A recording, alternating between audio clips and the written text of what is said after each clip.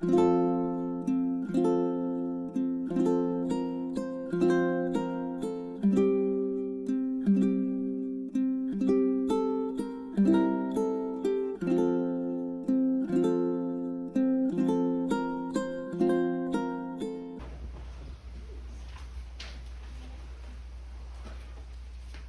1990 and 1997, I served in a cluster ministry. It included 9 congregations in a region of Alabama known as the Black Belt. It stretches from central Alabama on the west side down through the state and ends just south of the capital of Montgomery. The soil in this region is black, thus its name. It has nothing to do with martial arts or with the fact that the majority population in the region is black. It is the soil that gives its name. It was the soil that made the Black Belt home to the plantations that defined the South prior to the Civil War. It is an area still today of contrasts between the white population that has held on to old traditions of power and influence and wealth, and the black population, mostly descended from slaves and struggling to rise above their poverty and their lack of opportunities. Though change is now slowly coming, the old ways were still very much in place back in the 1990s when I lived there. The whole region is dotted with Episcopal congregations planted in the early 19th century by the plantation owners who brought the Episcopal Church with them from their homes in the Carolinas. Deep in the region is the town of Greensboro, where I lived and also where I met my wife, Susan. At that time, her mother lived on the edge of town in Greensboro on the highway to Newbern. Susan's mom, Paula, died in 2023, but until then, we always went to her home to celebrate Christmas, even after Susan and I moved to Birmingham. It was on one of those Christmas visits that I met Dinah, who was someone Susan's mom often assisted. Sometimes Paula gave Dinah a ride to the doctor, and sometimes that meant going 45 miles north to Tuscaloosa. Sometimes Paula sent Dinah food, as she was doing this time.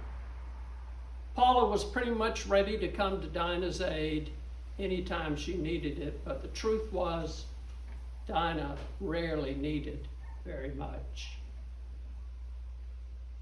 Dinah lived for several years in a house way back in the woods on the highway from Greensboro to Uniontown, very near the town of Newbern.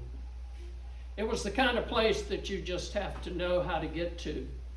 You would drive down the highway and turn off at an intersection that wasn't marked, it was nondescript, and you wound your ways back into the woods. And finally, you turned into a yard that you just had to know. It was a yard that was a little overgrown, and it had blue tarps that dotted the yard here and there. It had an old sagging house over on the side, and to everyone's surprise, it had a trendy looking little hut that was built just out from the house on the other side. Dinah had some pretty big dogs for company and for protection. They would trot out to inspect anyone who managed to pull into the yard, and we had been advised to be cautious when getting out of the car. As it turned out, they were the best behaved dogs I've ever seen. But if you looked at them carefully, you could tell that there were times when they were pretty rough with each other. There were scars all over their scraggly bodies. The house she lived in for several years, the one on one side of the lot, was falling down around her. a situation that she said didn't much bother her, but it did bother the students in architecture from the University of Auburn, who live and study and work in Newman for a semester during their training. So those students designed and built the hut that was just out from the house in her yard. And not long before we visited, Dinah had moved across the yard into her new hut. She explained that they had put a big oven in the hut that she never used. She said, I really prefer to use toaster ovens. And she told us that the last time the drugstore in town had a sale on toaster ovens, she had bought enough of them she expected to last the rest of her life. And she had them stored over there in that house, no doubt, under a blue tarp. She had a lot of things under those tarps. Nobody really knew what they were or why she kept them. The day we went to visit was cold and wet. We had called ahead as we had been told to do. It was a good idea with Dinah always to call, partly because of the dogs, but partly just to let her know who was pulling into her yard. When we arrived late on Christmas Day, she emerged from the hut in rough clothing and with a big bath towel pinned around her shoulders, sort of like what a child would do to create a cape. Sometimes I'm a little slow. It finally occurred to me later that she probably did not own a coat.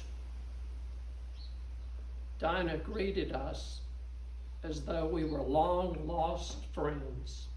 She ran to each of us in the group and kissed us, and she laughed and laughed. She ran over to me, even though we'd never met, and she kissed me and she laughed. There was laughter and there were kisses amidst a yard filled with blue tarps, big dogs, a hut, and a ramshackle house on a bleak midwinter's day.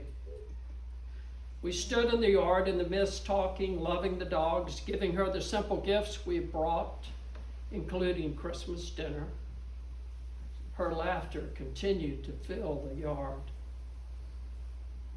Since it was my first time to meet Dinah, I was struck by her obvious poverty, so much so that it was not until we left that I remembered how much she laughed and how she seemed to look right past your skin and right into your heart. She received our simple gifts with such gratitude that we were embarrassed by their simplicity. She praised my mother-in-law for all of her help, and especially for that little bottle of vodka that she had sent earlier in the week. Dinah said she used a spoonful every morning in her coffee for her rheumatism. Now I know what you might be thinking. Most people around there who knew her only at a distance thought that she was drunk most of the time. But I think not. But she does. She does laugh a lot more than I do, a lot more than most of the folks I know. Most people down there also think she's a little crazy, but I suspect not. Though she does live on the edge, I'll admit that.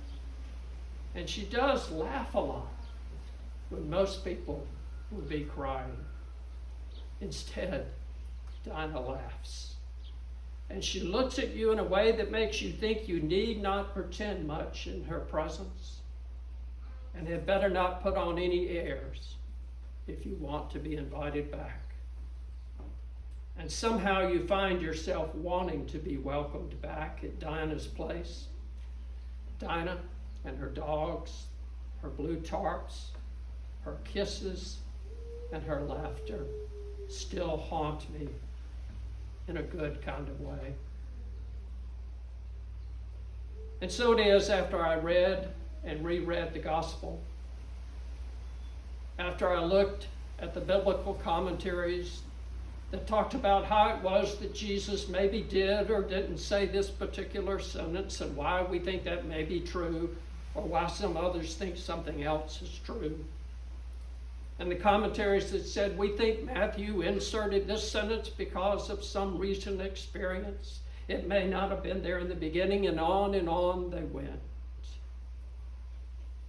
And after I tried several approaches at a sermon, searching for a trick or a hook or a question that I could present to you that when revealed would show you how clever I am or how up to date my theology is, after all of that, I kept reading that last sentence or two about the yoke of Jesus and how it is a special kind of yoke.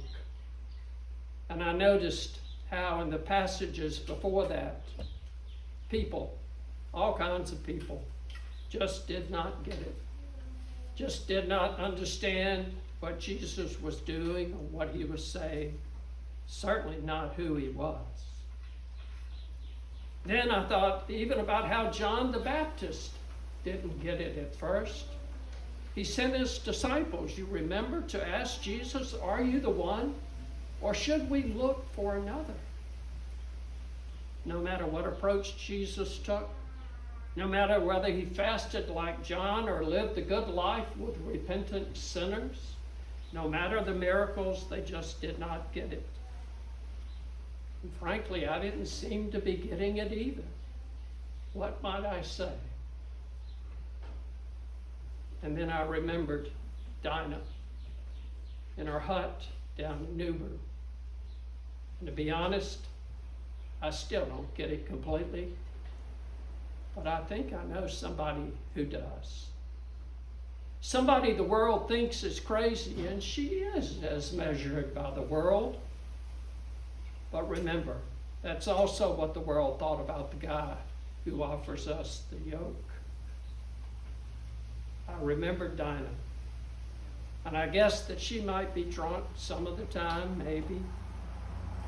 But I also remember how she reeked of another spirit when you were in her presence.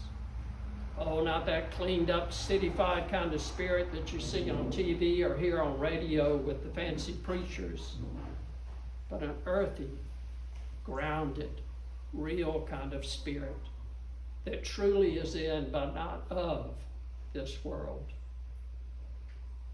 I remembered the kisses all around and her laughter, standing in a yard of blue tarps in the mist on a bleak midwinter's day.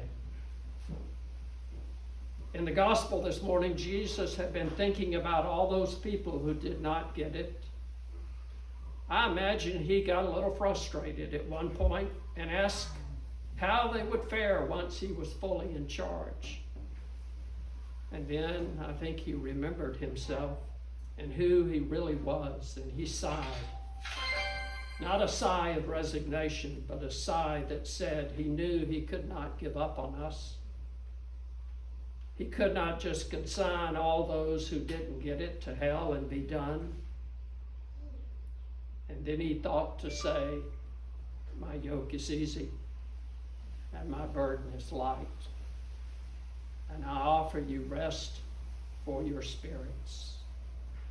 And I think, thanks to Dinah, I might just get it.